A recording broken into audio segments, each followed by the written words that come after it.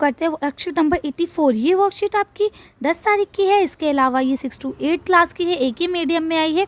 इसे हम हैप्पीनेस के उसमें रख सकते हैं या हिंदी की कॉपी पे भी कर सकते हैं। चलिए तो शुरू करते हैं। इसको आप पहले अच्छे से लेबल कर लेंगे, वर्कशीट नंबर डाल देंगे, अपना क्लास, अपना नाम, अपनी क्लास टीचर का नाम और डेट आप लोग लिख लेंगे। चलिए पढ़ते हैं। तो क्या लिखा है? कला जीवन का ऐसा तरीका है जो हमारे जीवन को सजाता और संवारता है। यानी कि जो कला है, कोई भी कला हो सकती है, आपको डांस करने की कला, पढ़ाई करने की कला, है ना, ड्राइंग बनाने की कला, तो कला तो कोई भी हो सकती है। तो वो क्या है? वो हमारी ज़िंदगी को सजाता भी है और संवारता भी है। कुछ प्रमुख कलाएं, चित्रकला यानी कि ड्राइंग बनाना, है ना, गायन, वादन, अभिनय, पाक कला आदि को तो आप जानते ही हैं। ठीक, अब ये सारी कलाएं जो हैं ये सब आप जानते हैं कैसे, मतलब गाना गाना, म्यूज़िक देना, डांस करना या नाटक करना या ड्राइंग बनाना। तो ये सारी कलाएं तो आप जानते ही हैं। ये हमारे जीवन और संस्कृति का अंग है। यानी कि ये हमारी ज़िंदगी के और हमारी, देखिए, अगर आप केरल जाएंगे या आप मुंबई जाएंगे या आप अलग अलग जगहों पे जाएंगे ना, तो वहाँ पे आपको अलग अलग तरह की कलाएं मिलेंगी, अलग अलग तरह की। एक कला है मान लीजिए चित्रकारी, तो आप अगर जयपुर जाएंगे वहाँ आपको अलग मिलेगी, जबकि आप दिल्ली आएंगे तो वो वहाँ पे आपको अलग मिलेगी, है ना। तो क्या ये हमारी संस्कृति का हिस्सा है। चित्रकला हमारे जीवन और मन को रंगीन बनाता है। तो नृत्य कला यानी कि डांस करना अभ्यास और मनोरंजन का तरीका है। ठीक है। भोजन पकाने की कला, यानी अब आप खाना पकाने की भी तो कला होती है। किसी के कोई मटर चावल पकाए तो आप उंगलियां चाटते रह जाएंगे, और कोई मटर चावल पकाएगा आप मुंह में भी नहीं रखेंगे। तो क्या है? भोजन पकाने की भी कला होती है, का प्रयोग आपकी माँ रसोई में करती हैं, बिल्कुल करती हैं। इसके न रहने पर आपका जीवन स्वाधीन हो जाएगा। यानी अगर खाना पकाने की कला ख़त्म हो जाए तो आपका घर कैसा हो जाएगा, आपका जीवन कैसा हो जाएगा? स्वाधीन, जिसमें कोई टेस्ट ही नहीं होगा। ज्ञान और विज्ञान ने जहाँ हमारे जीवन को सुविधाजनक बनाया है, प्रगति की राह पर चलना सिखाया है, वहीं पर कलाओं ने हमारे जीवन को सुंदर बनाया है। यानी कि कलाओं से हमारा जीवन भी सुंदर होता है। प्राचीन काल से ही 64 प्रकार की कलाएं बताई जाती हैं। यानी पुराने ज़माने से आज तक की बताया गया है कि टोटल 64 प्रकार की कलाएं होती हैं अलग अलग। ठीक, कुछ कलाएं जानना मनुष्य की सभ्यता, संस्कृति और चरित्र के विकास के लिए आवश्यक है। यानी 64 की 64 तो हम यहाँ नहीं बता सकते हैं, और 64 की 64 ना मुझे मालूम है और ना ही मैं आपको एक्सप्लेन कर पाऊँगी इतनी छोटी सी वीडियो पे। ठीक है, लेकिन क्या कह रहे हैं, कुछ कलाएं ऐसी हैं जिनका जानना आपके लिए बहुत ज़्यादा ज़रूरी है। आप जाने अनजाने में बहुत सी कलाओं का प्रयोग करते हैं।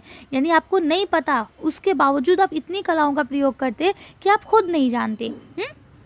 आप टीचर है, टीचर आपको पढ़ाती है ना, उसका पढ़ाने की भी एक कला है। कोई टीचर आपको पढ़ाता है, आपको लगता है वाह मैम ने कितना अच्छा बताया, एक एक चीज़ समझ में आ गई।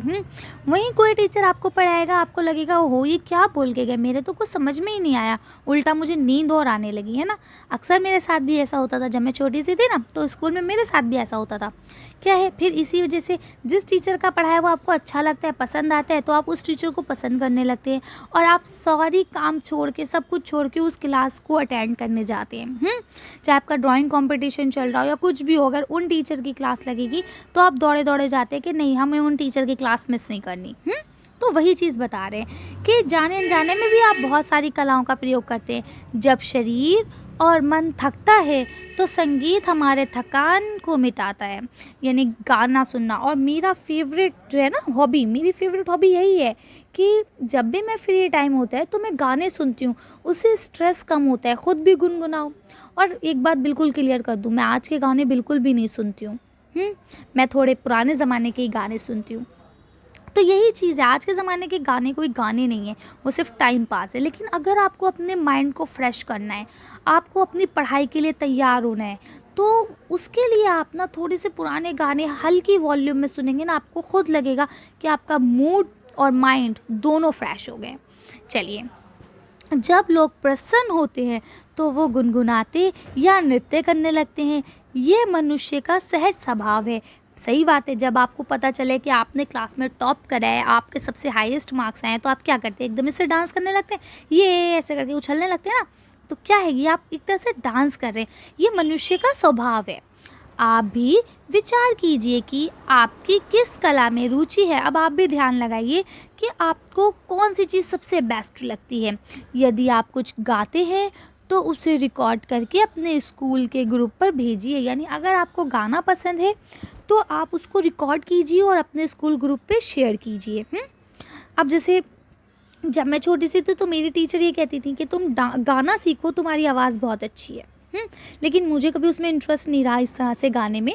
तो इस तरह से आप देखिए, क्योंकि ऐसा कोई भी काम नहीं, ज़रूरी नहीं है कि हम डॉक्टर या इंजीनियर बन के ही नाम कमा सकते हैं। अब आप लता मंगेशकर जी को देख लीजिए, क्या वो डॉक्टर हैं या वो इंजीनियर हैं? वो कुछ नहीं है, लेकिन क्या है, फिर भी फेमस है, हर कोई उन्हें जानता है। या आप महेंद्र सिंह धोनी को देख लीजिए, क्या वो डॉक्टर हैं या वो इंजीनियर हैं? कुछ नहीं है, लेकिन क्या है, फिर भी वो फेमस है।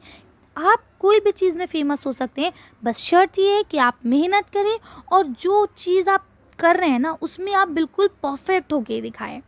अगर आपको लगता है ना कि आपको क्रिकेट खेलना पसंद है तो आप क्रिकेट खेलें, लेकिन शर्त ये है कि आप उसमें बिल्कुल 100% दें अपना, ताकि कोई भी आपको पीछे नहीं कर पाए। ओके, चलिए आज की वर्कशीट में बहुत सारी बातें हो गई हैं, अब हम लोग जल्दी जल्दी से फिनिश करते हैं। आपके स्कूल, पड़ोस या घर में जो भी आपके विचार से अच्छा चित्र बनाते हैं, गाते हैं, वादन करते हैं या नृत्य यानी डांस करते हैं, तो उनकी सूची आपको बनानी है और लिखना है। तो देखिए मैंने इसका आंसर क्या लिखा है, चलिए इसका आंसर हम लोग देख लेते हैं। मैंने लिखा है कि मेरे स्कूल अध्यापक बहुत सुंदर गीत गाते हैं, मेरा छोटा भाई बहुत अच्छा डांस करता है। अब मैं आपको बताऊँ, ये बात जो मैंने लिखी है ना, ये बिल्कुल रियल है। मेरे स्कूल में एक म्यूज़िक टीचर हुआ करते थे, जिनका मुझे पूरा नाम तो याद नहीं है, लेकिन मिस्टर साहू सर हम लोग उन्हें कहते थे। तो वो इतना अच्छा गाते थे कि वो नॉर्थ ईस्ट डिस्ट्रिक्ट में जब भी मतलब सिंगिंग का कंपटीशन होता था या म्यूज़िक कंपटीशन होता था, हमेशा फर्स्ट प्राइज़ उन्हें ही मिलता था। अब वो इस दुनिया में नहीं है, इसीलिए मैंने यहाँ पे उनके बारे में ज़िक्र करते हुए ये चीज़ लिखी है कि वो बहुत अच्छा गाते थे। ठीक है, चलिए अब हम लोग नेक्स्ट क्वेश्चन देख लेते हैं। अब इसको ना आप अपनी मर्ज़ी से लिखेंगे। अगर आपके टीचर हैं या आपका भाई या आपकी बहन या आपका कोई दोस्त जो भी अच्छा गाता है या ड्राइंग बनाता है, या आप खुद, अगर आप खुद भी कुछ अच्छा करते हैं तो आप उसको भी यहाँ पे मेंशन कर सकते हैं। चलिए नेक्स्ट क्वेश्चन देखते हैं हम लोग। देखिए यहाँ आपका नेक्स्ट क्वेश्चन दिया है, कुछ वाद यानी बाजा मुंह से फूंककर तथा कुछ तार से, कुछ थाप अर्थात पीट कर बजाए जाते हैं। इन्हें चित्रों के द्वारा पहचान कर नाम, इनके आगे इनका नाम लिखना है आपको। देखिए कुछ चीज़ें यहाँ दी गई हैं, इनसे रिलेटेड ही कुछ मैंने अलग से आंसर्स लिखे हैं, तो आप उनको देख सकते हैं और उनके बारे में लिख सकते हैं। चलिए आंसर देख लेते हैं हम लोग। देखिए अब पहला आप यहाँ से लिख सकते हैं सितार, ये तार से बजाया जाता है। ठीक है, ये जो यहाँ पे आपको दिए गए हैं इन्हीं सब चीज़ों से मिला के बजाया जाता है। मुझे इसके बारे में ज़्यादा नॉलेज नहीं है, लेकिन फिर भी मैं आपको बता रही हूँ, ये आपका तार से बजाया जाता है। अब आप इनके डायरेक्ट नाम भी लिख सकते हैं, और अगर आप चाहें तो मार्केट से म्यूज़िक इंस्ट्रूमेंट करके आपको एक चार्ट मिल जाएगा, वो आप ले आए, उसको कट करके चिपका सकते हैं। ठीक है, चलिए नेक्स्ट देखते हैं हम लोग। अब आप देखते हैं यहाँ पे आपको ड्रम सेट दिखाया गया है, ये पीट कर बजाया जाता है यानी थाप कर, है ना। इस पे डंडी से या हाथ से कैसे भी करके इसको पीटा जाता है, तभी ये बजता है। तो आप इस तरह से इसको भी लिख सकते हैं। आप जो मैं दिखा रही हूँ आप इनको भी लिख सकते हैं। अगर आपके पास कोई और इमेजेस हों तो आप उनको भी लिख सकते हैं। ये कोई मैटर नहीं करता कि आपको एग्जैक्टली यही लिखने हैं जो मैं आपको दिखा रही हूँ। चलिए नेक्स्ट देखते हैं। अब आपका नेक्स्ट है तबला, तो आप इसको लिख देंगे कि ये भी पीट कर बजाया जाता है। ये तो आप सबने देखा भी होगा, यहाँ पे पीटते हैं और ये धब धब धब धब बजने लगता है ना। तो चलिए अब आप इसको कैसे लिखेंगे कि तबला ये भी पीट कर बजाया जाता है। चलिए नेक्स्ट देख लेते हैं। अब ये आपकी आ गई शहनाई, ये कैसे फूंक कर बजाई जाती है। ठीक है, तो आप लिखेंगे शहनाई ये फूंक कर बजाई जाती है। तो आप इसकी इमेज ऐसे करके चिपका लेंगे, अगर आप चाहें तो आप ड्रॉ भी कर सकते हैं, आपकी मर्जी के ऊपर है ये। चलिए अगला देख लेते हैं। अब आपका यहाँ ये मैंने लास्ट पिक है, इसको मैंने बता दिया है, ये है वायलिन। वायलिन तार से बजाया जाता है। तो इस तरह से मैंने यही आपको 3-4 दिखाई हैं, आप लोग इसको ही लिख लेंगे, अगर आप चाहे कोई दूसरा तो वो भी आप लिख सकते हैं। चलिए अब आगे पढ़ते हैं हम लोग। अब हमने यहाँ तक पढ़ लिया है, चलिए अब दोबारा से ऊपर चलते हैं। यहाँ पे आपके राइट हैंड साइड पे भी कुछ क्वेश्चंस दिए गए हैं, उनको सॉल्व करते हैं। तो अब आपको यहाँ पहला क्वेश्चन दिया गया है, संगीत में गायन और वादन दो प्रकार की कलाएं हैं, यानी एक है आपका गाना गाना और दूसरा है आपका म्यूज़िक देना। ठीक, तो इनमें से आपको क्या अच्छा लगता है और क्यों अच्छा लगता है लिखिए। चलिए तो इस पे मैं अपने पॉइंट्स ऑफ व्यू पेश कर रही हूँ, आपको जो अच्छा लगता है आप उसके बारे में लिखेंगे। चलिए हम देख लेते हैं आंसर को। अब आप इसका आंसर यहाँ से लिखेंगे, मुझे गायन पसंद है, इससे दिमाग का तनाव कम होता है। यानी गाना गाने से जो आपका दिमागी तनाव है, जो आपको स्ट्रेस है, टेंशन है पढ़ाई की, किसी भी चीज़ की, तो वो आपकी कम होती है। अभी तो आप बच्चा है, लेकिन जब आप बड़े हो जाएंगे तब आपको ये बात अच्छे से समझ में आएगी कि मैं क्या कहना चाह रही थी। ठीक है, चलिए फिलहाल आपको जो पसंद हो आप वो लिख लेंगे। चलिए नेक्स्ट क्वेश्चन देखते हैं हम लोग। अब आपका अगला क्वेश्चन है, कलाओं के क्षेत्र में भी सम्मान और करियर बन सकता है। लता मंगेशकर को आज दुनिया जानती है, उस्ताद बिस्मिल्लाह खान को कौन भूल सकता है, ये भारत रत्न है। आप जितने गायक, वादक और नृत्यगान को जानते हैं उनकी सूची बनाइए, किसी एक प्रसिद्ध गायक या वादक के बारे में लिखिए। चलिए तो हम लोग इसका आंसर देख लेते हैं। अब यहाँ पे मैंने कुछ के ही नाम लिखे हैं, आप इसके अलावा और अगर किसी और को भी जानते हैं तो आप लोग उनका नाम भी लिख सकते हैं। मैंने लिखा है मोहम्मद रफ़ी, बिस्मिल्लाह खान, AR रहमान और लता मंगेशकर। ठीक, इसके अलावा भी बहुत सारे हैं, आप उनको चाहे तो लिख सकते हैं। फ़राह खान है जैसे डांस करती हैं, सरोज खान है वो भी डांस करती हैं, तो इस तरह से आप लोग चाहें तो इनको भी लिख सकते हैं। माधुरी दीक्षित भी अपने टाइम पे एक अच्छी डांसर मानी जाती थी, तो आप इन सबको भी लिख सकते हैं। ठीक, अगर इनके अलावा कोई और आपके दिमाग में आता है जो मैंने बताया इसके अलावा भी, तो आप उनको भी लिख सकते हैं। चलिए आगे देखते हैं। तो अब आप इसका आंसर यहाँ से लिख लेंगे, मोहम्मद रफ़ी एक भारतीय पार्श्व गायक थे। उन्होंने भारतीय उपमहाद्वीप के सबसे महान और सबसे प्रभावशाली गायकों में से माना जाता है। यानी कि जो मोहम्मद रफ़ी साहब थे, जो कि अब इस दुनिया में नहीं रहे हैं, वो बहुत महान और बहुत अच्छे गायक थे। ठीक है, उनके गाने आज भी सुनने में सुपर हिट है।